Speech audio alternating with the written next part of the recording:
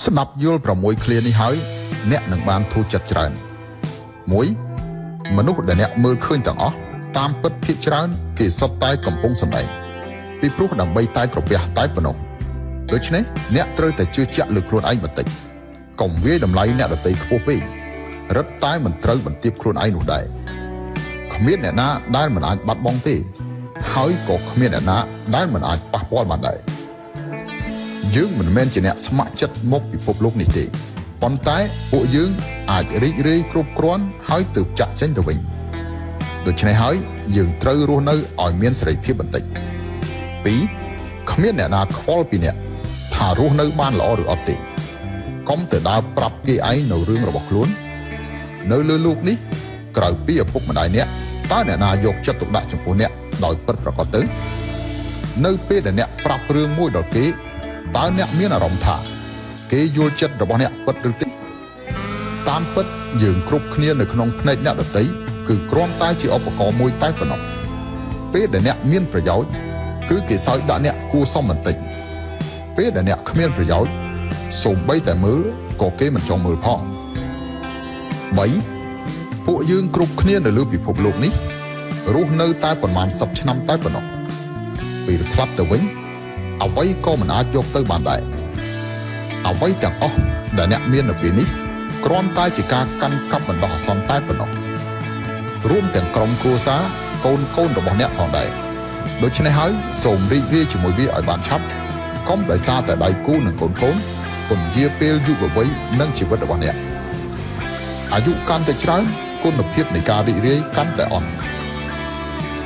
4បិទភ្នែករបស់អ្នកប្រាប់ខ្លួនឯងដោយស្ងប់ស្ងាត់ថាអ្នកដទៃកំពុងគិតអ្វីយើងមិនអាចគ្រប់គ្រងបានទេអ្នកដទៃគេធ្វើអ្វីយើងក៏មិនអាចទៅបង្ខំគេបានដែរអ្វីតែមួយដែលអ្នកអាចធ្វើបានគឺខិតខំធ្វើនៅរឿងខ្លួនឯងឲ្យបានល្អដើរតាមផ្លូវរបស់ខ្លួនឯងគោរពតាមគោលការណ៍របស់ខ្លួនរស់នៅខ្លួនឯងឲ្យបានល្អទោះបីជានរណាម្នាក់ធ្វើខុសចំពោះអ្នកក៏ដោយពេលវេលាក៏មិនធ្វើខុសចំពោះអ្នកដែរជីវិតមនុស្សរឹតតែមិនអាចធ្វើខុសចំពោះអ្នកទៀត5កុំគិតថានៅក្នុងចិត្តរបស់អ្នកដទៃអ្នកគឺជាមនុស្សសំខាន់យ៉ាងណានោះហើយក៏កុំគិតថាអ្នកដទៃសំខាន់ប៉ុណ្ណានោះដែរនៅពេលណាមួយដែលអ្នកដេកនៅលើគ្រែពេទ្យអ្នកនឹងរកឃើញថាអ្វីក៏អ្នកមិនខ្លាចផ្ទុយទៅវិញគឺអ្នកទាំងអស់គ្នានឹងខ្លាចអ្នកសាច់ញាតិមិត្តភ័ក្តិខ្លាចអ្នកខ្ចីលុយឪពុកម្ដាយខ្លាចអ្នកព្យាបាលមិនជាអ្នកដឹកនាំខ្លាចអ្នកមិនអាចត្រឡប់មកធ្វើការវិញបានប្រញាប់ប្រញាល់រកមនុស្សមកជំនួសអ្នកភ្លាមគ្រូពេទ្យខ្លាចអ្នកបង់ថ្លៃព្យាបាលមិនគ្រប់ដល់ពេលនោះទើបអ្នករកឃើញថាអ្វីដែលអ្នកមាននឹងហត់នឿយរាល់ថ្ងៃនោះសុទ្ធតែខ្លាំងខ្លាយទេមានតែការដេកនៅកន្លែងឯកានិងឈឺចាប់នោះទេទើបជាការពិតមានតែជីវិតនិងបំណុលទេទើបធ្វើឲ្យអ្នកមើលច្បាស់ពីធម្មជាតិរបស់មនុស្សនិងពិភពលោកចលាចលនៃមនុស្សក្បែរខ្លួន6ជាច្រើនលើកច្រើនសារមិនមែនអ្នកមិនល្អទេគឺដោយសារអ្នកជួបមិនត្រូវមនុស្សដែលខ្វល់ខ្វាយពីអ្នកយ៉ាងម៉េចក៏បានមនុស្សដែលស្អប់អ្នកល្អប៉ុណ្ណាក៏មិនបានមនុស្សនៅមានជីវិតគឺពិបាកក្នុងការតម្រូវចិត្តមនុស្សគ្រប់គ្នាទោះបីជាអ្នកធ្វើល្អប៉ុណ្ណាក៏ដោយតែងតែមានមនុស្សមិនពេញចិត្តទោះបីជាអ្នកដើរត្រង់យ៉ាងណាក៏ដោយតែងតែមានមនុស្សមករករឿងកុំខ្វល់ថាគេគិតអីពេលវេលាអាចបង្ហាញឲ្យនៅការបញ្ជាក់ដ៏ល្អមនុស្សដែលយល់អំពីអ្នកទោះបីជាអ្នកមិននិយាយមួយម៉ាត់ក៏អាចយល់បានដែរ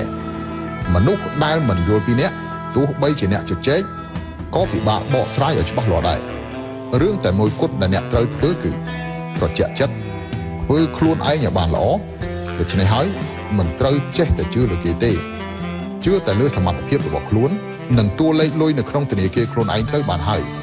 បើមិនអញ្ចឹងទេអ្នកអាចធ្លាក់ចូលទៅក្នុងសេចក្តីវិនាសបើមិនជឿទេអាចសាកល្បងមើលបានដូច្នេះហើយចង់ទម្លាក់ចុះចង់ធូរស្រាលចងចាំថាមានតែខ្លួនឯងទេទើបជារបស់ខ្លួនឯងពិតប្រាកដ